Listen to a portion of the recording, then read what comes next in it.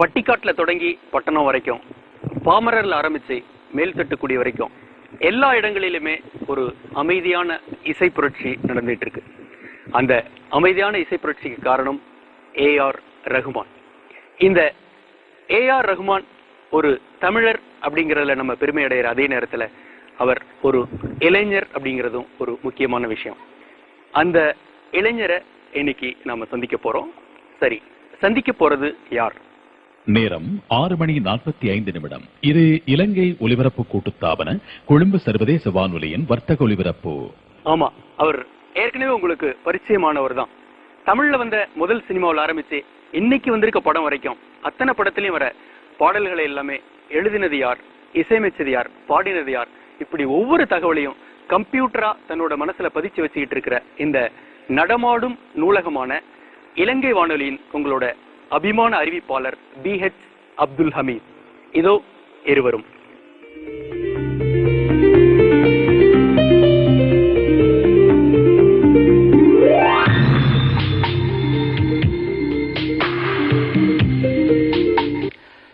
தமிழ்த்திரை இசை உலகிலே திருப்பங்களை ஏற்படுத்தும் தீர்க்கதரிசிகள் எப்போது உருவாவார்கள் என்று யாரும் முன்கூட்டியே கணித்துவிட முடியாது. கர்நாடக இசை மெல்லிசை எனும் வடிவம் பெற்று திரையிசையாக மலர்ந்த காலம் தொட்டு இன்று வரை இசை மேதைகள் ஒவ்வொரு சாப்தத்தையும் பிரதித்துவம் செய்து ஆற்றிய தொண்டுகள், இசைத்தமிழுக்கு ஆற்றிய தொண்டுகள் எவராலும் மறக்க முடியாதவை. அந்த வரிசையிலே இளைய தலைமுறையின் இதயம் என்ற ஏஆர் ரகுமானின் இசைப்பணி இந்த தேச எல்லைகளையெல்லாம் கடந்து நிற்பது வியப்புக்குரியது அல்லவா? தேமதுர தமிழோசை உலகெல்லாம் பரவும் வகை செய்துள்ள வேண்டும் என்று அன்று கவிஞன் கண்ட கனவை நலவாக்கும் பணியிலே இன்று ஏஆர் ரகுமானின் பங்களிப்பு அவர் கூட எதிர்பாராத ஒன்று. எந்த ஒரு துறையிலும் புதிய திருப்பங்களை ஏற்படுத்த முனையும் போது பல முனைகளிலும் இருந்து விமர்சன தாக்குதலுக்கு இலக்காவதை தவிர்க்கவே முடியாது.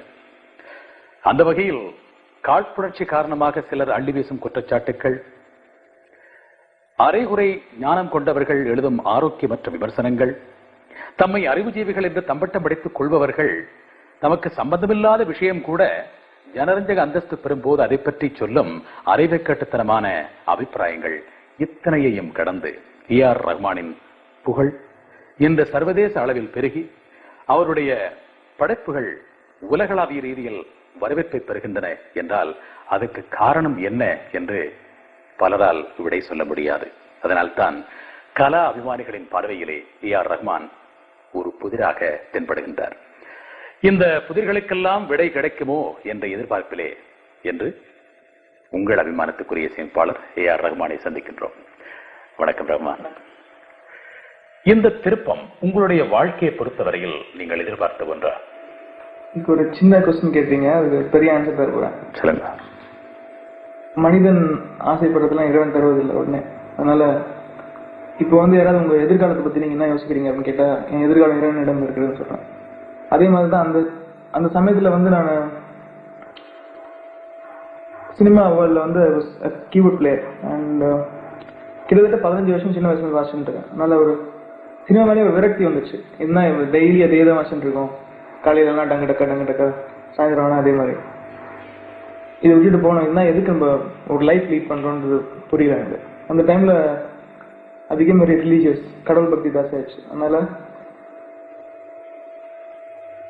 நம்ம ஒன்றும் நினைக்க தேவையில்ல, நமக்கு என்ன நல்லது சொல்லிட்டு இறைவனுக்கு தெரியும், அவன் கொடுப்பான்னு சொல்லிட்டு அப்போதுலேருந்து டிசைட் பண்ணிட்டேன். அதுலேருந்து it's giving me lot of success and everything. எல்லா புகழும் இறைவனுக்கு ஏற்ற சொல்கின்றீர்கள். பெண்களிடம் தான் வயதை கேட்கக்கூடாது என்பார்கள், ரகுமானிடம் கேட்கலாம், பிழை இல்லை. உங்களுக்கு இப்போது என்ன வயது? எனக்கு 27 முடிஞ்சு 28 ஆகுது. ஏன் கேட்கிறேன் என்றால் 15 ஆண்டு காலமாக கீபோர்டு வாசித்து வருவதாக குறிப்பிட்டீர்கள். 28 வயதை எட்டி பிடித்தால் நீங்கள் சுமார் 12-13 வயதிலேயே இசைக்குழுக்களில் அங்கம் வைக்க ஆரம்பித்திருக்கின்றீர்கள். ஆகவே மிக இளவயதிலேயே நீங்கள் ஒரு இசைக்கலைஞனாக அறிமுகமாக இருக்கின்றீர்கள். உங்கள் தந்தை புகழ்பெற்ற இசையமைப்பாளர் RK சேகர். அவர் மட்டுமல்ல, இதுபோன்று கலைத்துறையிலே புகழ்பெற்றவர்கள் எல்லோரும் அந்த துறையிலே சந்தித்த கசப்பான அனுபவங்களின் காரணமாக தங்கள் பிள்ளைகள், தங்கள் எதிர்கால சந்ததி இந்த துறையிலே ஈடுபட வேண்டாம் என்பதுதான் பெரும்பாலும் விரும்புவார்கள். உங்களை பொறுத்தவரையில் மிக இளவயதிலேயே தந்தை இழந்தவர் என்பது நமக்கு தெரியும். என்றாலும் உங்கள் அன்னைக்கு அல்லது தந்தைக்கு நீங்கள் ஒரு இசை கலைஞனாக வர வேண்டும் என்ற எண்ணம் இருந்ததா? சின்ன வயசுல எங்க அப்பாவோட அவர் ஸ்டுடியோல மியூசிக் அரேஞ்சர் இருந்தார். அரேஞ்சர்னா மியூசிக் டைரக்டர் வந்து டியூன் போடுவாரு. அதுக்கு வந்து இவர் ஆர்கெஸ்ட்ரேஷன், இந்த பிஜிஎம், இன்டர்லூட் மியூசிக் எல்லாம் பண்ணணும். அந்த வேலை செஞ்சுதான் மியூசிக் டைரக்டராக இருந்தாரு. அந்த டைம்ல அப்பாவோட ஒரு 6 வயசு 7 வயசு இருக்கும்போது ஸ்டுடியோக்கு நிறைய போயிருக்கேன். அப்போ வந்து அவர் ஹார்மோனியம் பற்றி வச்சு நான் வாசிக்கும் போது எல்லாரும் இவன் பெரிய மியூசிக் டைரக்டர் வருவான்னு சொல்லி அப்போ சொல்லுவாங்க. அப்போ சும்மா தமாஷா தோணும். எங்க அப்பாவும் சிரிப்பார் அப்போ. பட் அது இன்னும் கொஞ்சம் ரொம்ப பெயிண்டா தான் ஞாபகம் இருக்கும். ஆனா எங்க அம்மா வந்து அவர் இறந்த உடனே உங்க அப்பா செஞ்ச தொழில் நீயும் செய்யணும் அப்படின்னு சொல்லிட்டு ரொம்ப ஆசைப்பட்டாங்க. ஏன்னா இந்த ஃபீல்ட் ஒர்க் மெயின் ரீசன் எங்க அம்மா தான். எத்தனை சபைகள் கண்டோம், எத்தனை எத்தனை பகையும் கண்டோம், அத்தனையும் சூடம் காட்டி சுட்டு போடு, மெட்டு போடு, மெட்டு போடு, என் தாய் கொடுத்த தமிழுக்கில்லை தட்டுப்பாடு, மெட்டு போடு. அன்னையின் விருப்பத்தை நிறைவேற்றிருக்கின்றீர்கள். ஆகவே மிக இளவயதில் நீங்கள் இசையின் பால் ஈர்க்கப்பட்டதால் உங்கள் கல்வித்துறையிலே எந்த அளவு முன்னேற முடிந்தது என்று நம்மால் எண்ணி பார்க்க கூட முடியவில்லை. இன்றைய இசையமைப்பாளர்களை பொறுத்தவரையில் ஒரு மாற்றம். படைப்பாற்றல் திறமை மட்டும் போதாது, விஞ்ஞான ரீதியான தொழில்நுட்ப அறிவும் வேண்டும் என்பது நிர்பந்தமாக இருக்கிறது. உங்களை பொறுத்தவரையில் உங்கள் தந்தை ஒரு இசைக்கலைஞராக இருந்தாலும் மிக இளவயதிலேயே அவரை இழந்து விட்டீர்கள். அதன் பிறகு கல்வித்துறை மட்டுமல்லாமல் இந்த கம்ப்யூட்டர் துறை சார்ந்த தொழில்நுட்ப அறிவையும் எப்படி பெற்றீர்கள்? எப்படி இதனை நீங்கள் வளர்த்துக் கொண்டீர்கள்? நான் ஹை ஸ்கூல்ல இருக்கும்போது இந்த எலக்ட்ரானிக் கேஜெட்ஸ்லாம் யூஸ் டு மேக், இந்த ஈக்குவலைசர்ஸ், ஆம்பிளிஃபயர்ஸ், அதுக்கப்புறம் கம்ப்யூட்டர்ல இன்ட்ரெஸ்ட் இருந்தது. அப்புறம் அதுலேயே போகணும்னு ஆசைப்பட்டேன். ஆனால் அம்மா வந்து குடும்ப சூழ்நிலை காரணமாக மியூசிக் உங்களுக்கு தெரியும், மியூசிக்லேயே சம்பாதிக்கலாம்னு சொல்லிட்டு சொன்னோன்னே அப்போ தான் இந்த கம்ப்யூட்டர்ஸ்லாம் வர ஆரம்பிச்சது. ஸோ இந்த நாலேஜ்லாம் அப்போ ஓரளவுக்கு வந்து தொட்டு இது ஈஸியாக இருந்தது. இந்த புக்ஸ், மேனுவல்ஸ்லாம் படித்து கொஞ்சம் கொஞ்சமாக அறிவை வளர்த்துக்கிட்டேன். இந்த பட்டி தொட்டிகளில் எல்லாம் A.R. ரஹ்மானின் இசைதான் ஒலிக்கிறது. இம்முறை நான் இந்தியா வந்த பொழுது பல கிராமங்களுக்கு விஜயம் செய்தேன். கிராமங்களில் உள்ள மக்களும் கூட உங்களுடைய ரேப் இசை, காதலன் திரைப்பட பாடல்களை தான் வெகுவாக ரசிக்கின்றார்கள். சின்ன சிறுவர்கள் கூட ஆடி பாடுகின்றார்கள்.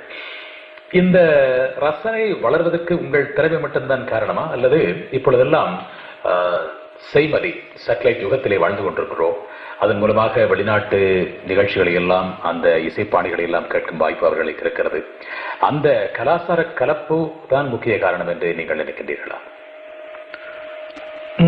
சொல்ல போனா ஒரு சீசன் சேஞ்சுன்னு சொல்லலாம். இப்போ எல்லாம் ஒன்னா நடக்குது. இட்ஸ் நாட் இப்போ சேட்டலைட்னால தான் வந்ததுன்னு சொல்ல முடியாது, இப்போ நான் வந்ததோடு தான் வந்ததுன்னு சொல்ல முடியாது. இது மாறணும்னு இருந்ததுன்னா அது மாறும். காசு என்ன பணம் என்ன இருப்பது ஒரு லைஃப் போதுமடா சாமி எனக்கு ஒரு வைஃப். திறந்து வைப்போமே மனசை திறந்து வைப்போமே, வருவது யார் என்ன விட்டு தான் பார்ப்போமே. அட உனக்கு என்ன பிறந்தது உனக்கே தான், கிடைச்சத வச்சுக்கோட அவ்வளவு தான். நடப்பது தான் உண்மை. விடியும் பார் விடியும் பார், விடிய விடிய விடிய விடிய.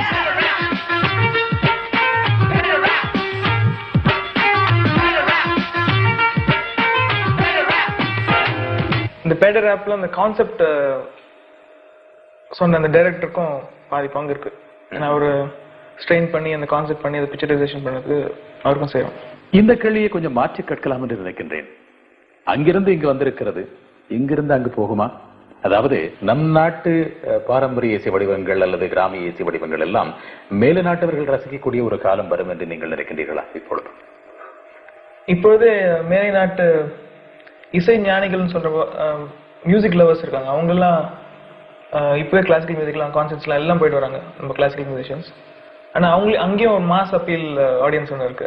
அதுக்கு வந்து ஒரு சுகர் கோட்டிங் கொடுத்த மியூசிக் போய் தான் சேரும்.